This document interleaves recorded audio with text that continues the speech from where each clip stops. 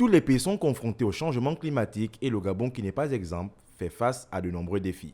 La ville de Ntoum, en périphérie de la capitale gabonaise, est d'ailleurs confrontée à des niveaux de vulnérabilité et d'insécurité hydrique qui affectent le fonctionnement normal de l'usine de Ntoum, notamment le processus de traitement de l'eau brute. Il s'agit d'une problématique essentielle à laquelle notre pays se trouve confronté à différents égards.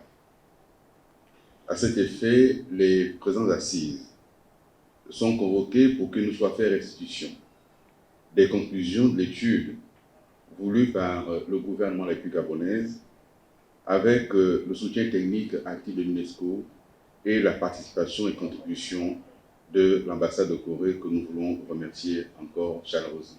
Cette étude tombe au bon moment car elle permet entre autres d'évaluer l'impact du changement climatique sur le bassin de la rivière Nzémé, développer une stratégie d'adaptation pour le maintien et l'amélioration de la sécurité d'eau ou encore renforcer les capacités sur l'utilisation des tests de stress climatique. La présentation du rapport pour lequel nous sommes réunis ce jour se fera par un rappel du contexte et de la mise en situation.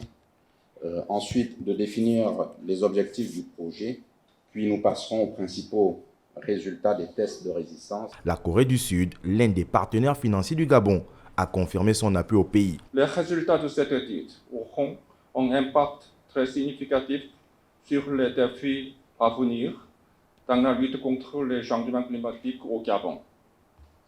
Aussi, je souhaite que la Corée et le Gabon continuent de travailler en étroite collaboration sur les questions liées au changement climatique, domaine dans lesquels nos deux pays ont un énorme potentiel de coopération dans le futur. Outre les solutions et les recommandations, avec ce rapport, le ministère de l'Énergie et des Ressources hydrauliques dispose de toutes les données nécessaires en ce qui concerne les impacts sur les changements climatiques sur le bassin versant de la Nzémé.